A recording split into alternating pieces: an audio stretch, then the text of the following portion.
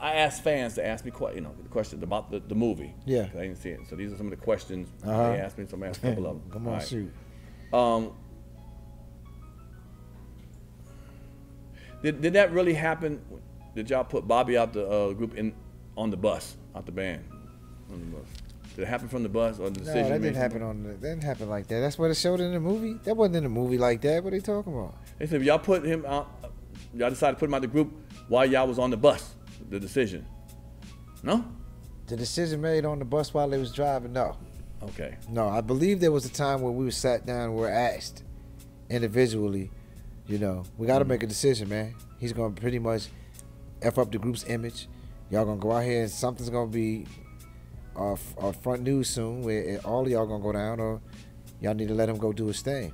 That was the kind of, we did have that meeting where they tried to get everybody to make a decision right away. And most of us, I think, was like, man, all right, let us think about it.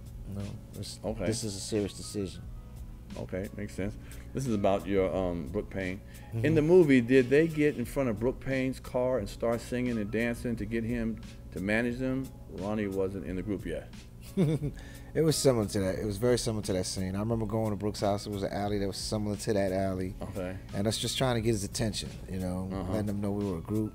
And we sang, and we know that he starts like we knew some of the groups in Boston that he was known for. They were really they were popular. Most people older than us, obviously, but they were like the Untouchables. Right. And another one his group was called A Touch of Blue, and they had the Transitions. Okay. So those three right there to us were like, yo, we can have that flavor. They was like pimps up there. They was right. Sure. They was cold, right? Like Delphonics meets the Streets in the '80s, and it was just some other stuff like that. Okay. Blue Magic. So we just thought that was the coolest vibe in the world. We wanted to be like Brooke Payne and them. So okay. We really did stand in front of him. I don't know if we did it like that. Right. What I remember in my head was he invited us up to his crib, up into the house. He let us come in, and we went into his crib. Even what they showed in the movie happened before this, and then we eventually came back, because in the movie he didn't do nothing with a stage. He's like, all right, come by to such and such, blah blah blah. So we ended up going by. What I do remember is the first time encountering Brooke was in his crib when we didn't any dancing or anything. Right. Was in his house, and he played "Where Were You When the Lights Went Out" in New York City. Oh wow. And he started making a routine to that, and he said, "Let me see you do this."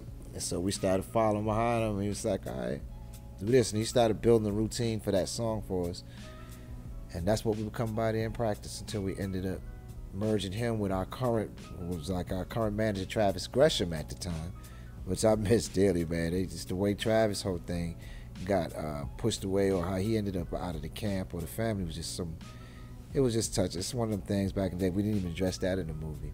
Okay. But he was a major part of the early days with him and Brooke.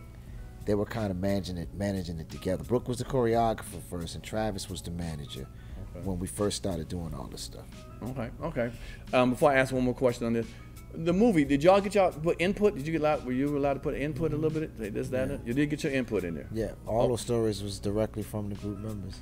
Okay, that I think Jesse Collins produced that. Yeah. Do you know Jesse Collins used to be my stand-in for How to Be a Player? Used to be a stand-in? My stand-in from How to Be a Player. That's hilarious. He was my stand-in. When I moved over, he came and sat with the cameras and lights and boom, and boom. I think I could see that. I can see that. Yeah, I can see that. What's up, Jesse? Shout out to Jesse. Yeah, Jesse Collins. Yeah, he a big-time producer. I said, what the? I started seeing his name behind on BET stuff. I said, hold up, my stand-in is blowing up. Yeah, Jesse can get you all kind of where he keep you on the award shows. Come on now. Come on, Jesse the boss. Just the boss. All right, I'll ask you one more from here. Is it? Okay, well, I'll say this one. Yes. The close-knit of who y'all were. Y'all were pretty close on the road. I'm guessing.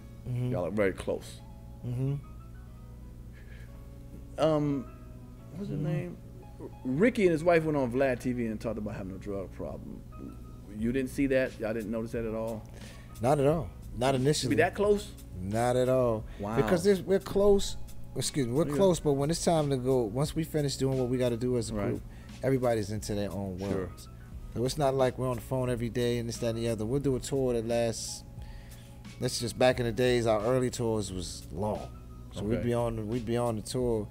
We'd be on the road for 6-7 months, and then we'd take a break, come right back out, do what they call the B market tour. I know. There you go. You know what I'm talking about? Go put that up and come back and do the C. Then it was time to go overseas or move to come do something else and come back. And so when you're doing it like that, right. Once you finish doing those runs, everybody's into their own world. During that, I don't think that that's where he was having his issues at. Okay. You know, neither one of them, if that was the case. I do know that eventually he came to the table, and I didn't know anything about it. The group was either coming together to hear him because he had already went to some sort of intervention or something. Okay, cool. So one of the things they have you do is, I guess, confess everything. So he had to come tell us. I think this was during the time we was doing the Bad Boy album. Wow, with Puffy, or right after that, or something. Right around that time. It's the first time I ever heard we sitting down. It's like, wow, really? And he was like, yeah, man, it was bad. It wasn't no simple. I was like, how did I, like you're saying, it's the same thing. I was going, how did I miss what I'm missing? Man.